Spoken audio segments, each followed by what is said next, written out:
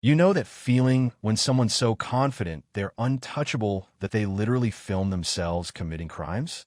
Yeah, that's Johnny Somali.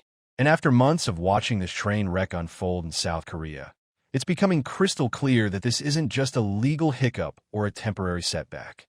This dude has systematically destroyed every possible escape route, burned every bridge, and somehow convinced himself he's winning while digging his own grave with a live stream shovel. Johnny Somali isn't just facing jail time anymore. He's facing the reality that his American passport might as well be toilet paper at this point. Because when you spend an entire year terrorizing a country, disrespecting their culture, and then pleading not guilty to charges you literally filmed yourself committing, you're not playing chess. You're playing Russian roulette with a fully loaded chamber. And so the math is simple and brutal. Johnny's looking at a maximum of 12 years in Korean prison. The maximum amount he is facing is 12 years. And that's just for the charges he's already racked up, 6 of which he's pleaded guilty to because apparently even his lawyer couldn't spin obstruction of business and public nuisance into performance art. But here's where it gets spicy. Those last 2 deep fake charges, the ones he's pleading not guilty to while simultaneously admitting he distributed the content? Yeah, that's not a legal strategy. That's delusion with a law degree. His own lawyer is probably questioning his life choices at this point, watching Johnny turn a manageable sentence into a masterclass in self-destruction. And the best part? Even if he appeals, he's doing it from a Korean jail cell. No get-out-of-jail-free card, no house arrest with ankle monitors, just concrete walls and the slow realization that actions have consequences. Now, although some articles claim he could face 46 years, concrete evidence suggests likely a maximum of 12. And I'm sure people are hoping for far more than that. But let's be honest, this dude ain't lasting 12 years in prison. He even said it himself. I think if I get sent to prison again, I'm going to go psycho. So, I think if I get sent to prison again, I'm going to go psycho. private, Johnny Somali ain't making it back home. But let's talk about the witnesses lining up to testify against him, because this roster reads like Johnny's greatest hits of terrible decisions. First up, we've got Bong Bong and Youngman, the victims of his deepfake nonsense. But the real plot twist, Dunn is testifying. The Korean Navy SEAL who gave Johnny that viral punch heard around the world.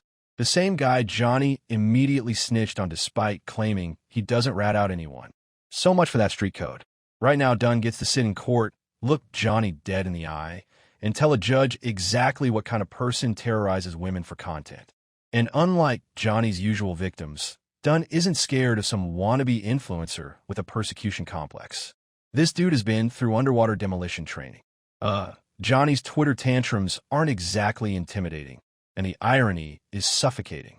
Johnny built his entire brand on being untouchable, claiming he always wins with no repercussions at all. He bragged about going to Japan with no problems, conveniently forgetting he got chased out by Yakuza members and had to flee to Thailand. Then he rolled up to South Korea, thinking his American passport was some kind of diplomatic immunity shield. Yeah, it wasn't. Within hours of arriving, he was harassing locals, jumping on stages, and playing North Korean propaganda on public transport like he was auditioning for a one-way ticket to prison. The confidence was unmatched. The self-awareness was non-existent. And speaking of North Korean propaganda, let's not forget Johnny literally streamed himself committing what could be considered national security violations in a country that's technically still at war with North Korea, while he's being investigated for other crimes. So, I guess you could say that the man has the survival instincts of a turkey on Thanksgiving. He knew the laws. His own streams prove he researched what was legal and then proceeded to break those laws while filming himself doing it. That's not content creation. That's evidence collection for prosecutors. But here's what really seals Johnny's fate: his complete inability to read the room and show genuine remorse. When he had his first court appearance, this was his golden opportunity to apologize, show humility, and maybe catch a break from the judge. Instead, he showed up over an hour late, allegedly drunk, and told the judge to suck his dick. Tell the judge you can suck my. I have no idea in what universe that's a winning strategy. I mean, even Ice Poseidon has publicly disowned him, saying Johnny made his life harder and he doesn't Tell the judge you can suck my. like him. Why would I want to help you? I would never help you. I don't like you. You don't have to like me. So, when the guy who pioneered degenerate IRL streaming I got it. I get it. Why I would get I it. want to help you? I would never help you. I don't like you. You don't have to like me. thinks you've gone too far. You know you've officially crossed into career suicide territory. But now let's talk about his financial reality, which is equally as grim. Johnny has been stuck in Korea for over a year now, burning through whatever money he had left while his income streams dried up faster than his credibility. His friend Hank, who is footing the bills, has publicly said Johnny owes him $20,000, and they are no longer associated. Over $10,000, over $20,000, close to it, close to... How much have you personally spent thus far helping and supporting your friend? Including Legal fee, everything for Johnny. legal fees? Yes. And because of extra money you had to pay because of the inconvenience of Johnny there, over 10,000? Over Yes. 20,000? Close to it. Close to $20,000. $20,000. So now Johnny's using borrowed money to pay for a lawyer to defend charges he filmed himself committing. It's like paying someone to explain why water is wet while you're drowning. Meanwhile, the Korean justice system is methodically building an airtight case against him. Every court date brings new charges because Johnny can't stop incriminating himself. It's actually impressive in the worst way possible. Most criminals try to avoid evidence, but Johnny creates it in 4K with live commentary. The prosecutors don't even need to investigate. They just need to hit play. So, he's basically doing their job for them while he's paying his own legal fees to lose. Now, the documentary trailer that just dropped really puts this whole saga into perspective.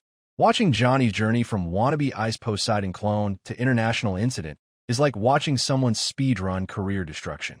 He had opportunities to pivot, to apologize, to show growth. Instead, he doubled down on every bad decision and somehow convinced himself that he was the victim. The cognitive dissonance is staggering. But perhaps the most damaging evidence that Johnny's never coming home is his own behavior in recent court appearances. He is finally starting to look defeated, showing up in proper attire instead of treating court like content. But it's too little too late. The damage is done. The witnesses are lined up, and the evidence is overwhelming. His lawyers hail Mary's strategy of claiming Johnny only distributed deepfakes instead of creating them is like arguing you only drove the getaway car instead of robbing the bank. Technically different, legally irrelevant. And so the October 29th trial date is approaching. And it's fitting that it falls on the 1-year anniversary of Dunn's famous punch. It's like the universe has a sense of poetic justice. Johnny spent a year thinking he could outlast the Korean legal system. And now he's about to face the consequences with the whole world watching. The same confidence that got him into this mess is now working against him as he refuses to take plea deals that could have saved him years of his life. So when people ask if Johnny Somali will ever come home, the answer isn't just probably not.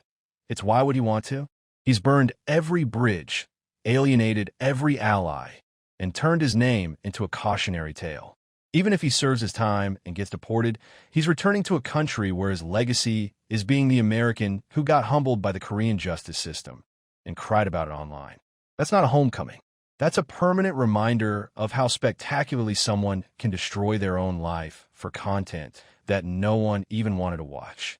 Because Johnny Somali isn't just facing prison time. He's facing the reality that his actions have consequences. His American privilege has limits. And sometimes the house always wins. He gambled his freedom on the belief that he was untouchable. And now he's about to learn that in Korea, the house doesn't just win. It takes everything you've got and makes you pay interest on the lesson.